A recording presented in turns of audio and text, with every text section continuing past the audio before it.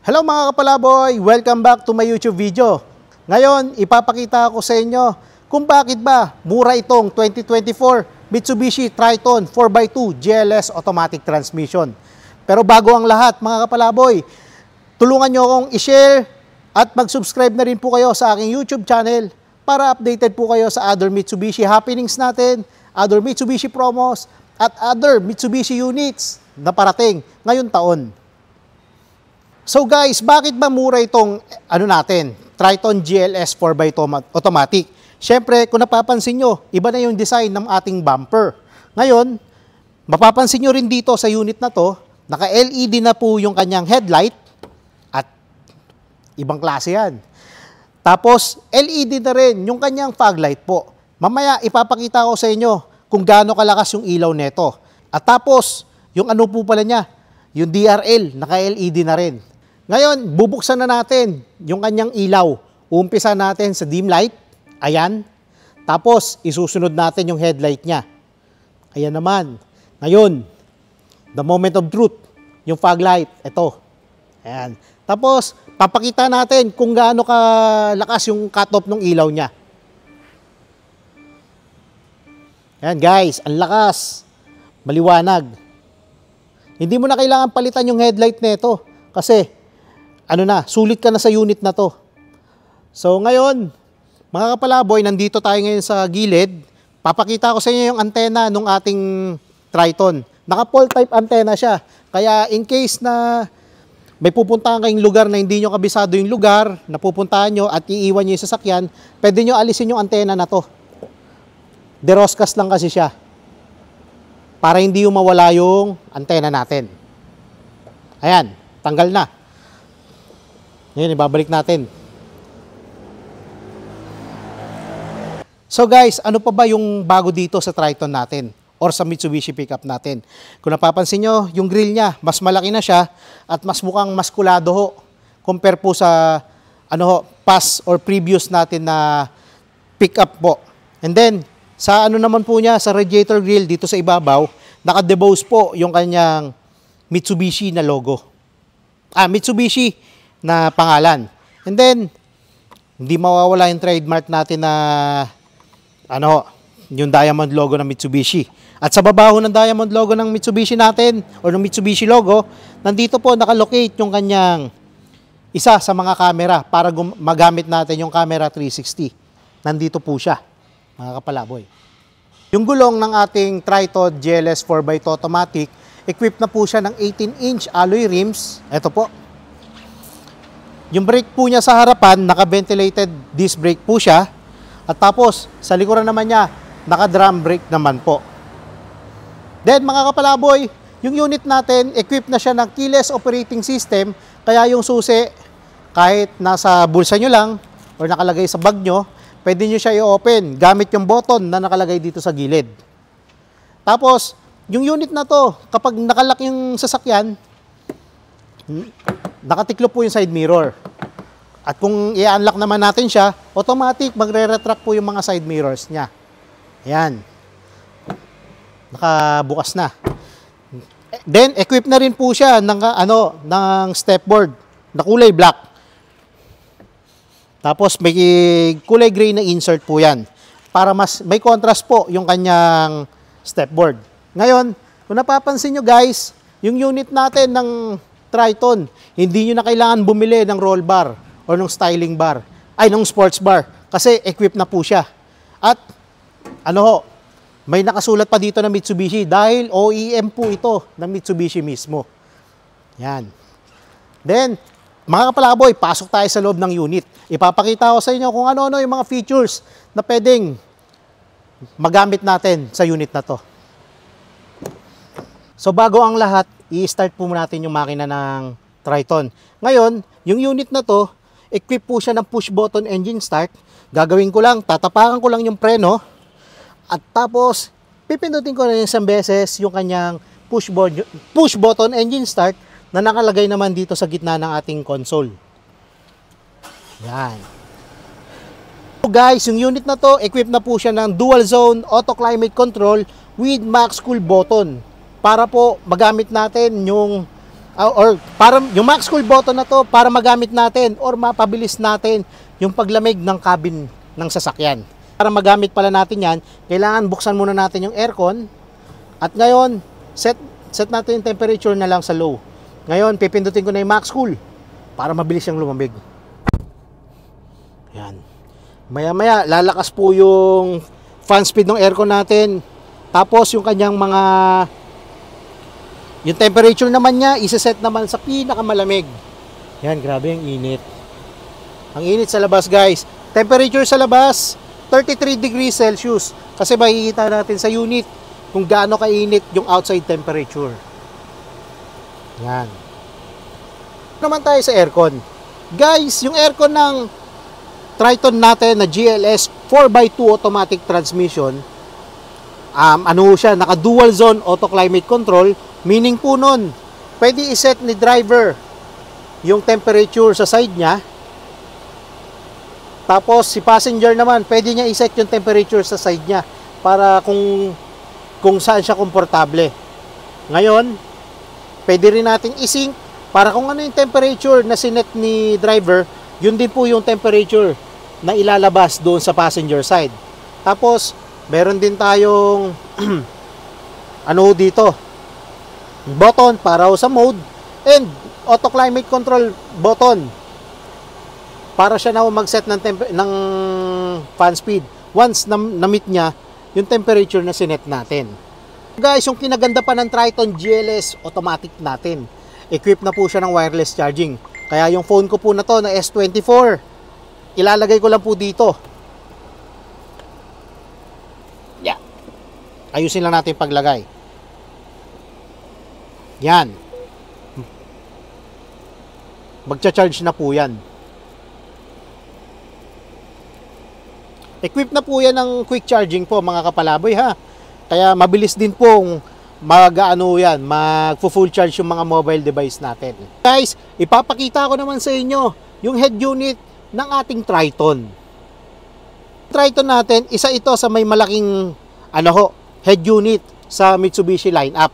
Ngayon, kung napapansin nyo yung head unit natin, napaka-colorful or napakaganda po ng kanyang graphic user interface. Ngayon, equipped rin po pala siya ng offline navigation map. Ayan, kung nakikita nyo sa ating screen. Tapos, gagawin ko, ilalagay ko lang sa home menu para makita natin kung ano-ano yung mga function na pwede nating magamit dito. Guys, yung unit na to, equipped na rin po siya ng SmartLink display audio. Kaya pwede nyong isaksak yung mga mobile devices nyo dito through data cable para gumana po yung Apple CarPlay at saka yung Android Auto. Ngayon, kung medyo mahilig kayo sa music, pwede nyo rin naman pong gamitan to ng USB memory stick para magamit nyo yung or makapag-play kayo ng USB audio and USB video. At syempre, hindi mawawala yung basic na function nito. Meron po siyang radio. Makakapag-play kayo through AM at FM station. Ayan. So guys, hindi ko na masyadong ipapakita yung mga function ng head unit natin. Siguro sa mga susunod na videos, ipapakita ko kung paano gamitin yung mga function niya. Pero bago ang lahat, isa pa sa mga pwede natin magawa sa head unit natin, mapapakita natin yung camera 360 kahit hindi tayo naka-reverse. Pipindutin ko lang po yung button ng camera button. Ayan. Hindi po ako naka-shift sa reverse, pero ayan, magagamit natin yung camera 360. Napakalinaw po niyan, guys. Yan. Palitan natin yung view. Yan yung camera sa right side, camera sa harap. Tapos babalik na po siya sa screen ng navigation map. Naganda pa ng ang Triton natin, meron siyang storage box dito.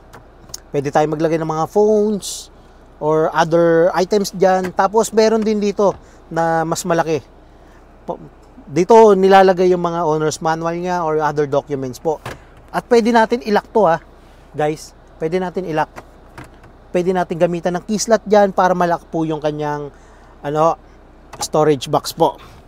Then, dito naman sa center console niya, na armrest. Pwede rin tayo dito maglagay ng mga bottles po or mga gamit dito sa loob. Yung transmission na ito, naka-automatic transmission tayo. Tapos with Tiptronic mode. Bakit ko nasabing with Tiptronic mode? Kasi po, ilalagay lang natin siya sa drive, tapos ipapasok natin papuntang kaliwa para magamit natin yung up gear niya or para ma-feel natin yung pag manual shifting ng sasakyan. Ano lang natin, tap forward para mag up gear, then tap backward po para mag down gear siya.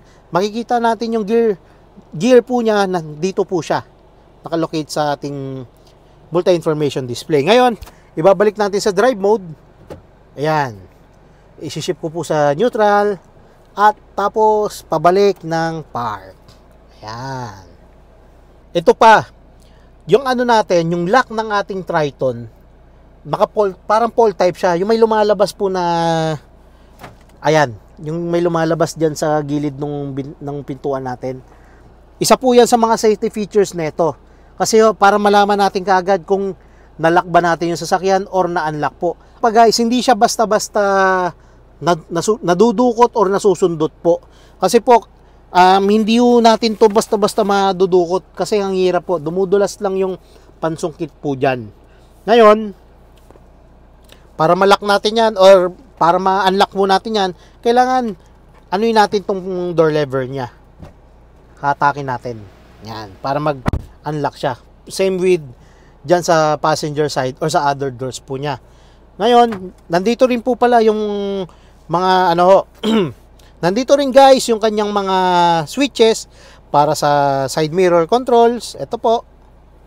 Tapos ito naman yung switch para naman sa ating mga windows. Yan.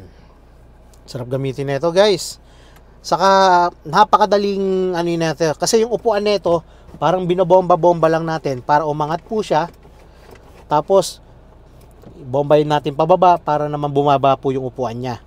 Saka yung upuan nito, kapag medyo malubak yung dinaanan nyo or dumaan kayo sa mga uneven surface, hindi ko kayo parang tatalsik sa upuan. Kasi yung upuan niya parang naka-hugging seat na rin po, parang niyayakap.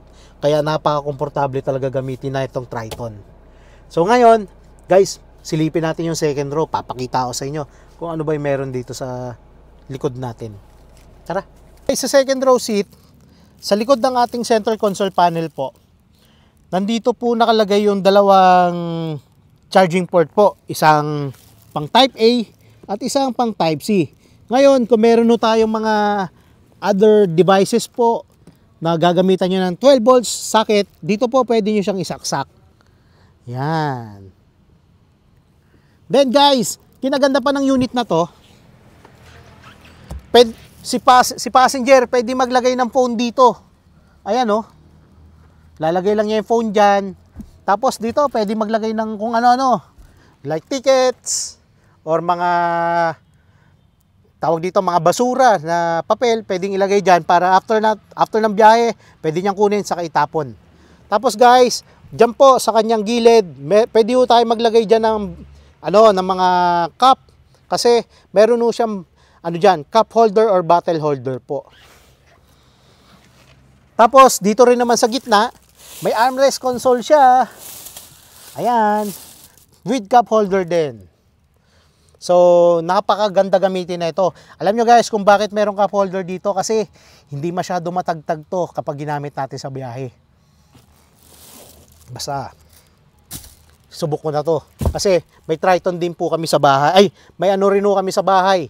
May Mitsubishi pickup din po kami. Kaya subok ko na yung mga pickup ng Mitsubishi. Napakaganda at napakasulit gamitin. Alam nyo ba yung sukat ng bedliner ng ating Triton? Nasa 1.5 meters po. Kaya sobrang laki niyan, sobrang dami nyong pwedeng ikarga. Tapos guys, ibababa ko lang to Guys, dito naman, kung mahilig kayo mag-outing or bumasyal sa labas at kayo, tawag dito, tumatambay-tambay lang dun sa mga parkingan, pwede kayo maglagay dito ng ng mga baso or bote para hindi ho gumalaw yung gamit dito. Kasi kasyang-kasya ho yan dito. Tapos, dala lang kayo ng camping chair. Pwede na kayo umupo dito at kumain at magchicha-chicha. So, ito pa yung kinaganda ng Triton natin. Inimprove po siya. Nilagyan na ho ng lock yung kanyang tailgate. Ngayon, susubukan natin siya i-lock gamit yung susi na to. Papakita ko lang, ito ngayon hindi siya nakalock. At ngayon, ilalock na natin siya. Yan. Bakit ba sulit itong Triton GLS 4x2 automatic natin? Ito, papakita ko lang sa inyo. Sa tail lamps pa lang niya, talagang brusko na. Harap, gilid, likod, brusko. Dahil equipped na rin siya ng combination tail lamps ng LED with halogen tail lamps po. Mas maliwanag at mas visible po siya sa gabi. Tapos, equipped na rin siya ng bumper, rear bumper, na pwede natin gamitin para umakyat sa sasakyan. Ayan! Ganyan po yung tamang pag-akyat. Ayan. That's all mga kapalaboy. As low as 99,000 down payment, ma-avail mo na at maiuwi mo na yung 2024 Triton GLS 4x2 automatic. At hindi mawawala yung mga exclusive freebies gaya ng deep dish matting, Bosch Europa horn, rain visor. Magbibigay din ako sa inyo ng Triton garnish. Lalagyan natin to ng nung garnish po sa taillight, headlamps, saka sa kanyang mga pintuan. Tapos, magbibigay din ako sa inyo ng additional freebies kapag isa kayo sa mga certified kapalaboy natin dito sa YouTube. Kaya ano pang inaantay nyo mga kapalaboy? Tawag na kayo sa aking number na naka-indicate dito sa screen. At please don't forget to like, share, and subscribe on my YouTube channel para updated po kayo sa other Mitsubishi happenings natin at other Mitsubishi promos at Mitsubishi units na parating ngayong 2024. So, sana po mga kapalaboy, kayo naman yung maging next Mitsubishi client namin ni Christine Salazar Olimba. Bye!